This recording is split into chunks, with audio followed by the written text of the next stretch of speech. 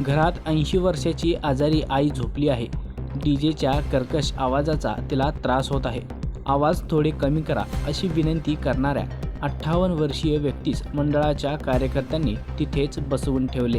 कर्कश आवाज थांबलाच नाही. त्यामुळे त्या व्यक्तीला कायमचा बहिरेपणा आला आहे. यापुढे श्रवण यंत्राशिवाय ऐकूच येणार नाही असे डॉक्टरांनी सांगितले. ही घटना देगाव रस्त्यावरील कोयना नगर येथे 2 दिवसांपूर्वी घडली.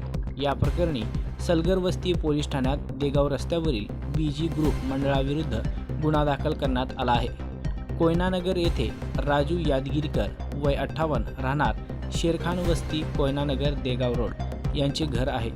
2 दिवसांपूर्वी हा प्रकार घडला. रात्री 9:30च्या सुमारास आवाज थोडा कमी करा असे सांगण्यास राजू हे घराशेजारी असणाऱ्या त्या मंडळात गेले. तेथील कार्यकर्त्यांनी उद्दामपणे कर्णकर्कश डॉल्बीसमोर त्यांना बसवून ठेवले. त्यामुळे त्यांच्या कानाला इजा होऊन त्यांना कायमचा बहिरेपणा आला आहे. शासनाने आखून दिलेल्या नियमाप्रमाणे रात्री ध्वनिक्षेपक यंत्र बंद करण्यात आले. त्यानंतर राजू घरी आले, परंतु त्यांना डोक्यात मुंग्या येत काहीच ऐकू येईना असे त्यांनी पत्नी भारती यांना सांगितले. पतीला होणारा त्रास पाहावे ना म्हणून त्यांनी तात्काळ एक रुग्णालय गाठले. तिथे तपासणीअंती डॉक्टरांनी यंत्रणेशिवाय पर्याय नाही असे सांगितले.